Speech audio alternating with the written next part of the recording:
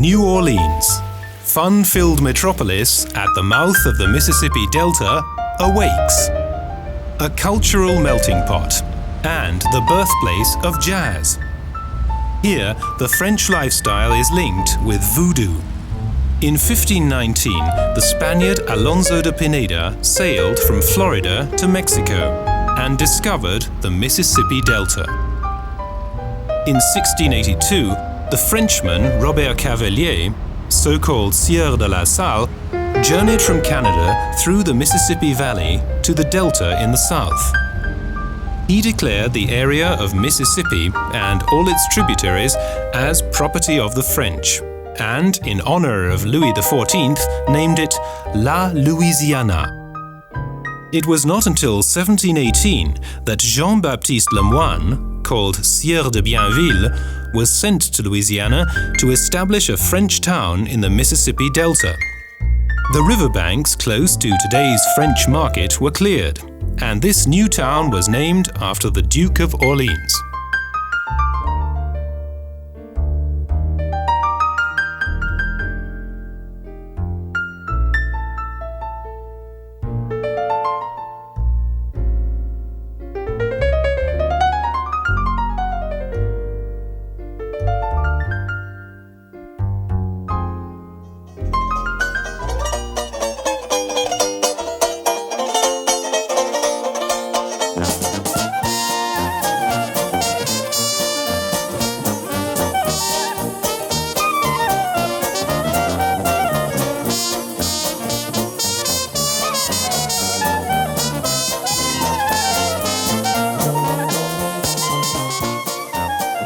In 1762, Louis XIV, in a secret contract, handed over Louisiana to his cousin, Karl III of Spain.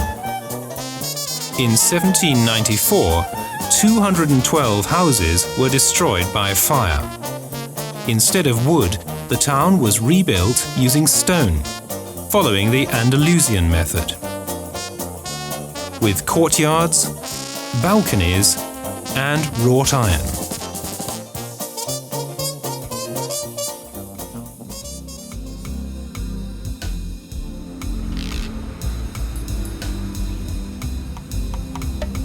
In 1803, President Jefferson negotiated the sale of New Orleans with Napoleon. Napoleon was paid $15 million. At first, he reacted negatively, but finally agreed, as he required the money for his European expeditions. In 1840, New Orleans had a population of 102,000 and was the fourth largest city in the U.S.A. In 1862, President Lincoln gave the slaves their freedom.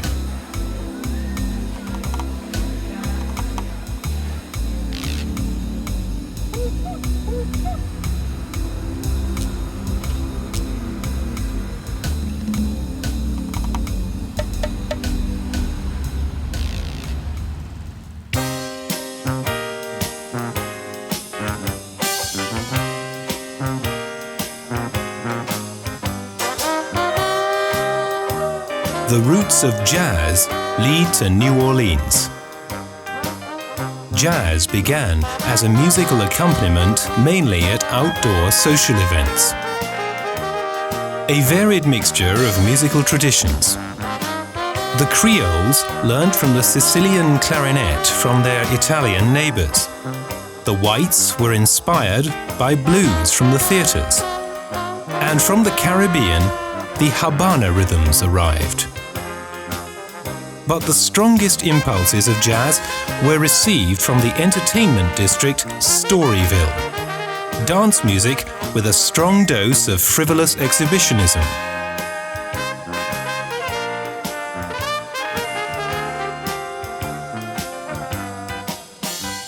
Louis Satchmo Armstrong is one of the greatest sons of this city. Armstrong Park was named after him. The small old town of New Orleans, which, by the way, is 5 times smaller than New York's Manhattan, is the birthplace of numerous legends, Sidney Bechet, Fats Domino, and Mahalia Jackson, to name but a few.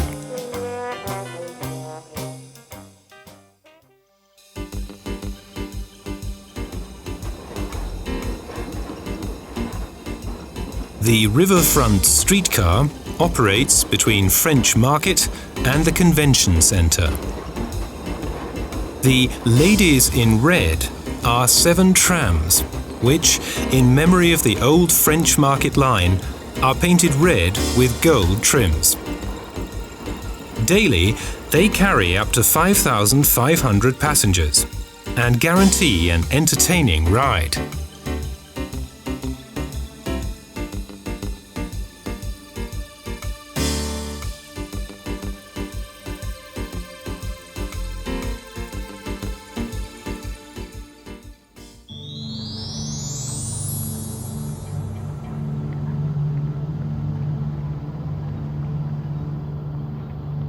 The Riverwalk takes us along the banks of the Mississippi.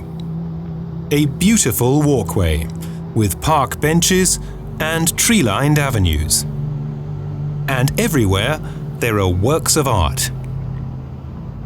Casual chit-chat, business talk. The Riverwalk is always a colorful experience.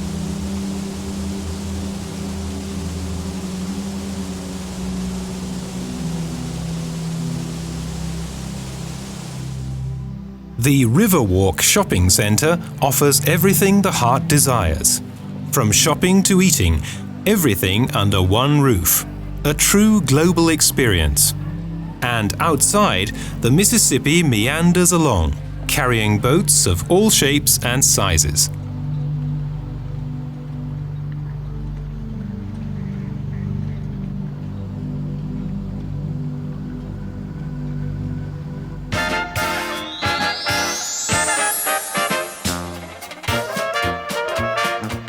Mardi Gras, inseparably associated with New Orleans. Let us celebrate today because tomorrow we fast. Because on this day much eating was done. It was called Fat Tuesday. In French, Mardi Gras. For the New Orleans Carnival, each year new giant figures are created and the old ones resurrected. This work is done in large sheds on the other side of the Mississippi. On the 3rd of March 1699, Sieur d'Iberville celebrated the debut of the Bayou Mardi Gras, as he knew it from his old home in France. And in 1792, the first celebration took place in La Salle Conde, with fancy dress and music.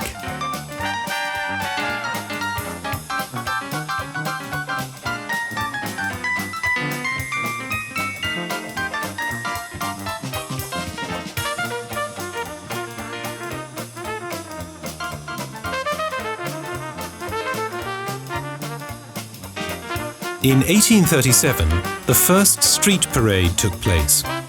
It was only in 1857 that the Mardi Gras procession was officially born. On horse-drawn carriages, masked participants stood and waved to spectators. The parade led through the narrow streets of the French Quarter. The traditional procession has remained to this day. And with great pride, the city fathers call the event the largest free show in the world.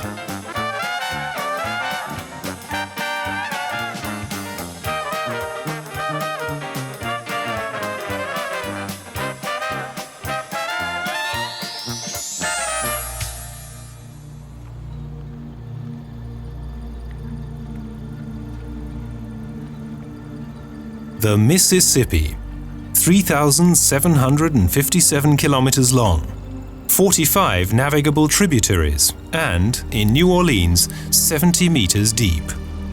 The longest river in North America, with 25 times more water than the Rhine.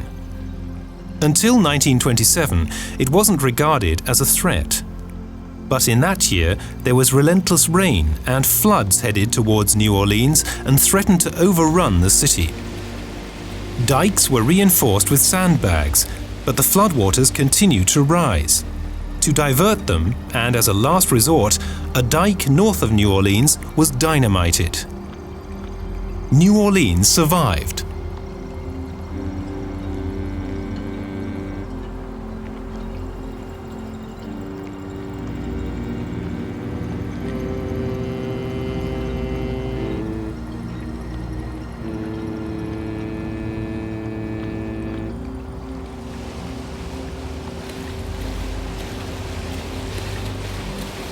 a paddle steamer takes us upstream, past factories, shipyards, and loading piers, as the Mississippi is still an important transport route for many commodities. Slowly we approach the mooring to the Audubon Park, which features a zoo.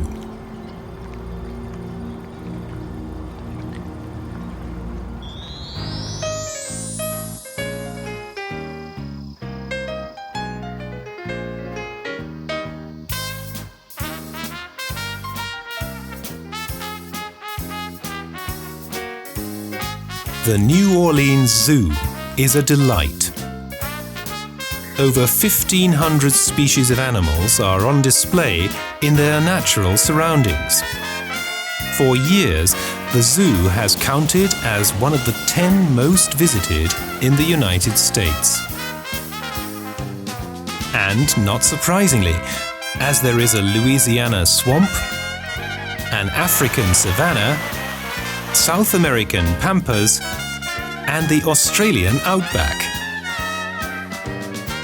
In the jungle of the jaguars, we discover a Maya temple, as well as an abundance of primates.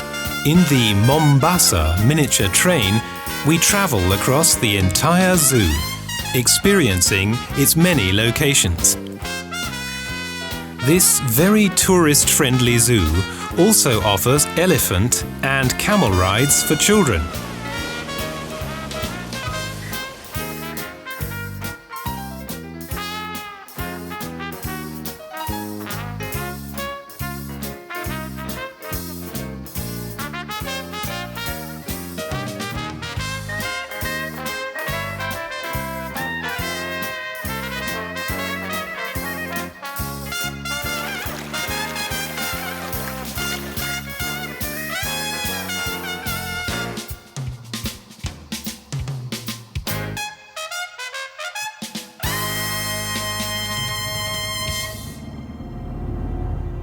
In the morning, we leave the city and, after a short car ride, are already in the New Orleans swamps.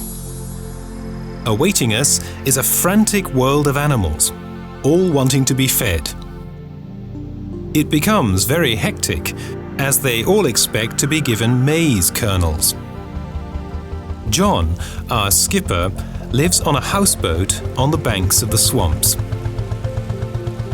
Our special flat-bottomed boat is ready, and the excursion into the amazing Mississippi swamps can begin. As the Mississippi was straightened, some offshoots remained. These are the famous bayous, a swamp environment for local as well as migrating animals. It's all very reminiscent of Hollywood. Escaping prisoners seeking a hiding place, moss dangling from cypress trees, reaching out with hundreds of fingers for frightened tourists, and, of course, the man-eating alligator. But a boat trip is great fun. There are water birds eating and resting, and now and again, strange shapes pop up on the riverbank. We meet alligators, but they are very shy. And once the boat's engine is turned off, the silence of nature is almost deafening. Those who travel here forget the hubbub of city life and become reunited with nature.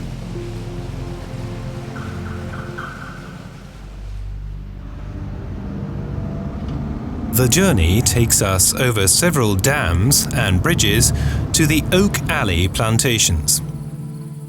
For Americans, the plantation villas of the South are what cathedrals and castles are to Europeans, symbols of a grand and aristocratic way of life. The wealth of their owners was founded exclusively on the sugarcane industry.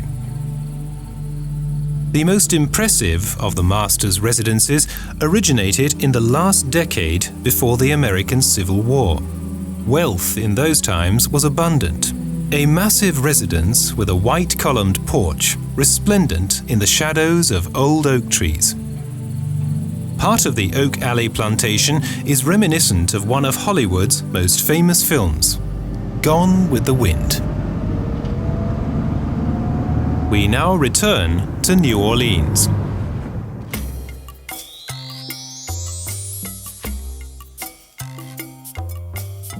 At the beginning of the colonial days, a large plantation stretched from the present French Quarter upstream.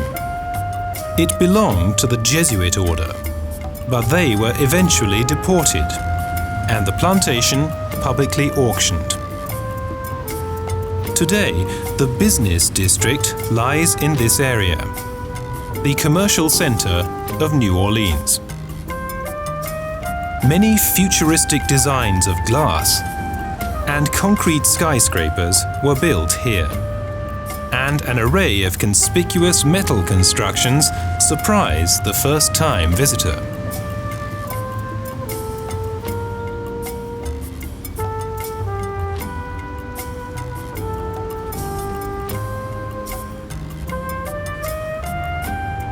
Italians now have their own favorite, the lavish creation of the Piazza d'Italia. This eccentric postmodern setting is adorned by a large fountain, reminiscent of classical Italy, and is dedicated to the 200,000 plus Italians who live in New Orleans. The square is popular with business people who like to take their lunch breaks there. The history of the local passenger services in New Orleans began in 1832, nearly 100 years before today's streetcars. First a horse-drawn train, then steam-powered cars, compressed air and even ammonia-powered vehicles were attempted, until at last in 1893 the first 7 electric streetcars were introduced. The St. Charles Tram, which also leads through the Garden District, has been declared a national monument.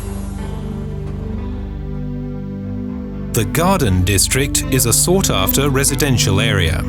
The special garden character gave this area its name. Everywhere there are magnolia trees, palm trees, shrubs and flowers. In contrast to the Creoles, whose homes were built within richly planted hidden inner courtyards, here wealthy Americans surrounded their houses with well-manicured lawns and gardens. Cast iron railings and fences not only served as decoration, but were also needed as a barrier from animals, which sometimes tried to escape while on their way to the slaughterhouse.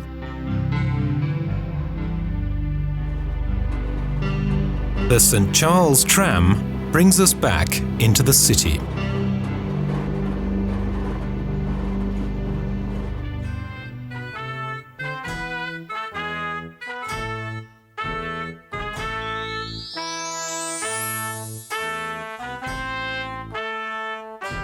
The cemeteries are one of the most visited attractions of New Orleans. The contrast between the green lawns and the gravestones lined up in formation is striking. Here there are tombs and mausoleums. They are known as Towns of the Dead. In 1789, the City Council set up St. Louis Cemetery No. 1, the oldest cemetery in existence. Here the graves are simple and not richly decorated. Marie Laveau, the famous Voodoo queen, also lies buried here. The grave is visited by her many admirers and decorated with voodoo magic and crosses made from brick dust.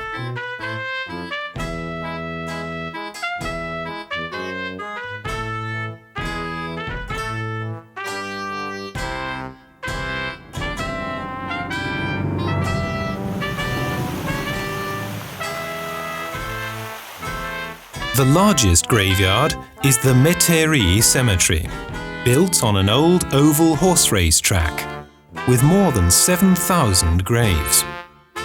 It is not only the spectacular buildings which astound the eye, but also the delightful garden design and old trees. Especially noticeable is the pyramid-shaped Brunswick Mausoleum, with its remarkable marble sphinx.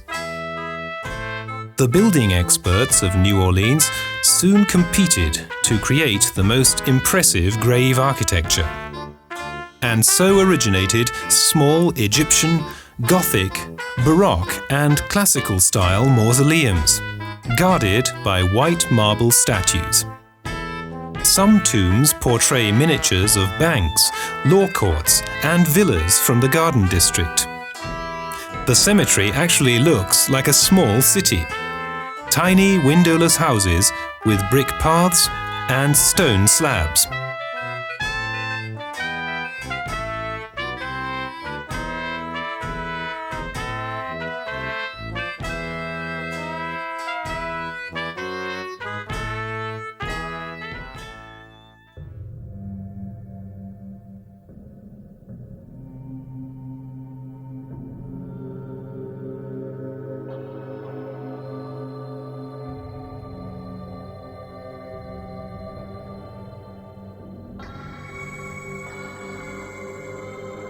In the 19th century, New Orleans was the North American capital of the Voodoo cult. The word voodoo means spiritual or godly. With the first African slaves in 1510, voodoo arrived in the West Indian Islands and then spread to Haiti. From there, the slaves brought it to the Mississippi. Voodoo was always a secretive movement, and its dark sides were carefully shielded from the curious.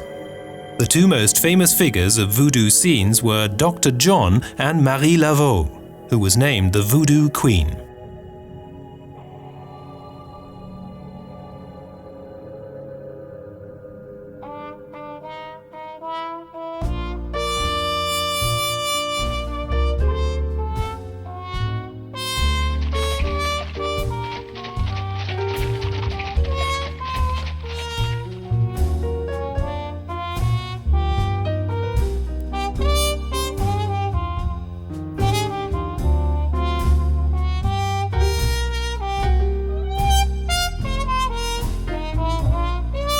New Orleans, carefree city. Famous for good food, for jazz, and for Mardi Gras. New Orleans is not called the party city for nothing. Here, there's always something happening, day and night. Everywhere the sound of jazz, hurricane cocktails, and the Dixie beer flows freely. New Orleans has its own music, its carnival, its rich, its poor, voodoo, and a cuisine that mixes the flavors of the Caribbean with the cosmopolitan. The Creole kitchen offers specialities, gumbo soup and jambalaya. Dark brown gumbo soup contains numerous ingredients from the land and is available in 1,000 variations. Jambalaya is also a concoction and served on yellow rice, always well seasoned with cayenne pepper. You can meet the whole world in New Orleans, a fascinating multi-ethnic community. Like the inhabitants of many tropical islands, the people of New Orleans don't allow daily pressures to assail them. Their relaxing lifestyle is one of the most lovable characteristics of this city.